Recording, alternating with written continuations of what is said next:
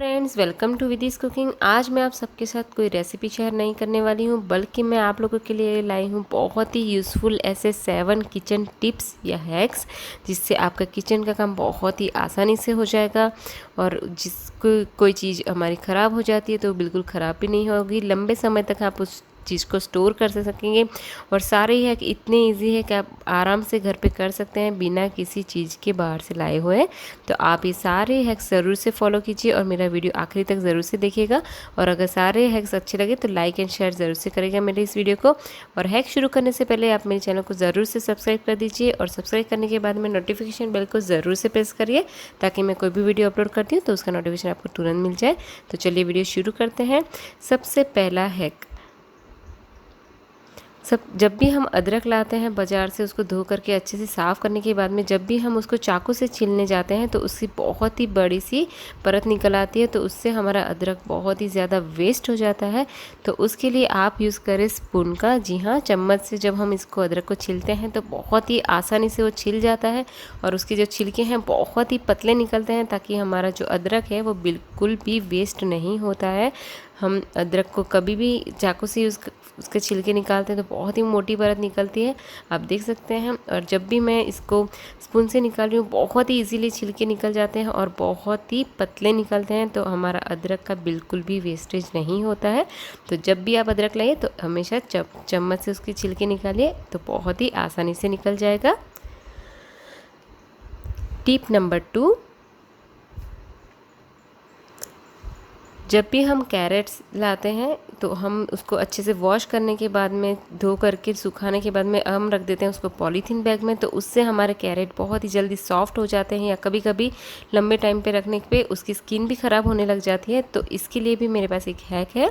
तो उसके लिए आप जब भी कैरेट लाएँ उसको बहुत ही अच्छे से धो करके वॉश करके सुखा लीजिए, और उसके बाद में एक एयर टाइट कंटेनर में इस तरह से टिश्यू पेपर रख के, अगर आपके पास टिश्यू पेपर नहीं है तो आप नॉर्मल न्यूज़पेपर भी रख सकते हैं, तो उसमें आप इस तरह से कैरेट्स को अरेंज कर दीजिए और उसके ऊपर और एक पेपर लगा लीजिए, और फिर बाद में इसको एयर टाइट डब्बे में बंद करके रखिए। इससे आप देखना आपके कैरेट्स बहुत ही जल्दी ख़राब नहीं होंगे, बहुत ही लंबे समय तक वो ऐसे इट इज़ क्रिस्पी रहेंगे, जैसे हमको सैलाड में चाहिए वैसे।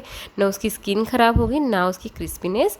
और इसी तरह से मैं दूसरा कंटेनर ले लूँगी, उसी में मैं दूसरा टिश्यू पेपर भी लगा लूँगी। आप टिश्यू पेपर की जगह न्यूज़पेपर भी यूज़ कर सकते हैं। और टिश्यू पेपर लगाने के बाद में यहाँ पे इसमें मैं रख रही हूँ कुकुम्बर। हाँ, कुकुम्बर भी इसी तरह से अगर आप स्टोर करेंगे तो कुकुम्बर भी बिल्कुल भी सॉफ्ट नहीं होंगे, ख़राब नहीं होंगे, और उसकी भी क्रंचीनेस एज इट इज़ बनी रहेगी। तो इसको भी मैं ऊपर से एक दूसरा टिश्यू पेपर लगा करके इसका ढक्कन बंद कर दूँगी, और इसको भी एयर टाइट कंटेनर में रखेंगे। इस दोनों कंटेनर को आप फ्रीज़ में रख दीजिए, और आपके कैरेट्स या कुकुम्बर बिल्कुल भी ख़राब नहीं होंगे और बहुत लंबे समय तक चलेंगे। टिप नंबर 3,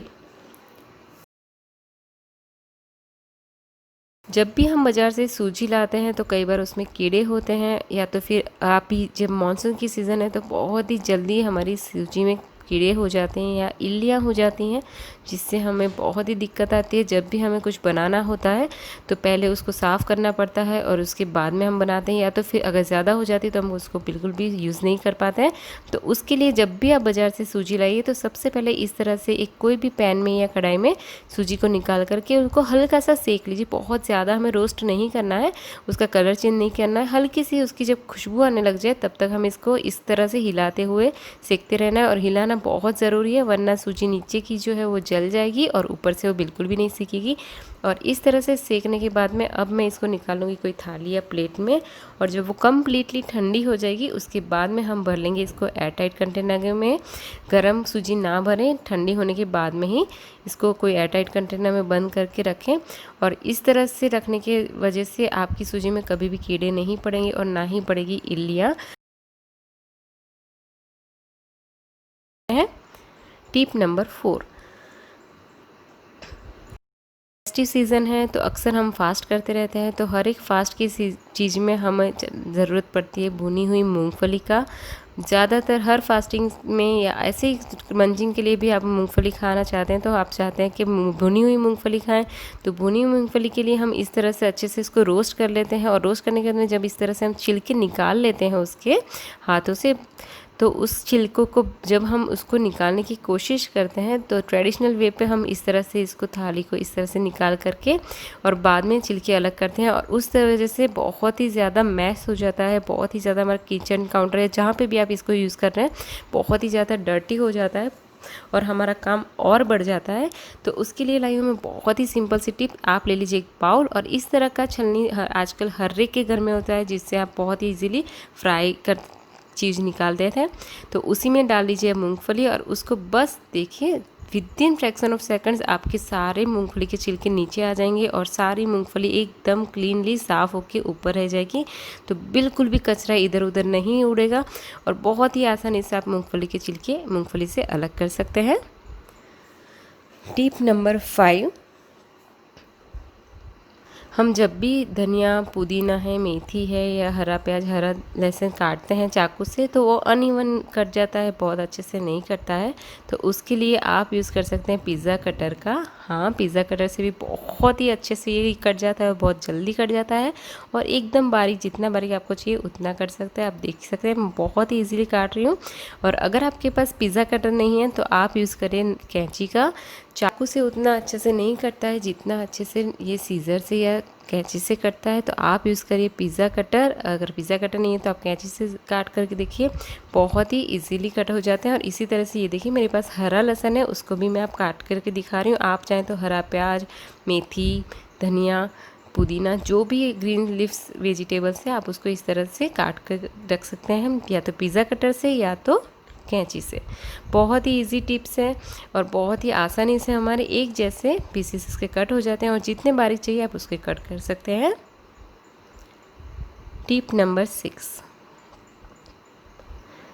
बाजार से हम जब भी नींबू लेकर आते हैं तो नींबू बहुत ही अच्छे से येलो कलर के होते हैं और जब भी हम थोड़े दिन बाद उसको देखते हैं तो वो इस तरह से थोड़े थोड़े दाग हो जाते हैं या धीरे धीरे उसकी स्किन काली पड़ने लग जाती है। तो उसके लिए आप ले लीजिए एक कंटेनर और उसमें रख दीजिए टिश्यू पेपर या न्यूज़पेपर और उसमें सारे नींबू रख दीजिए। जब भी आप नींबू लाएँ तो कंटेनर में स्टोर करिए टिश्यू पेपर में रपट के, तो उसकी स्किन बिल्कुल भी जल्दी काली नहीं पड़ती है। बहुत लंबे समय तक इस तरह से स्टोर करके आप रख सकते हैं। प्लास्टिक की बैग में बहुत ही जल्दी ख़राब हो जाते हैं, तो इस तरह से आप स्टोर करिए और नींबू बहुत ही टाइम तक, लंबे समय तक चलेंगे अच्छे से। Tip number 7,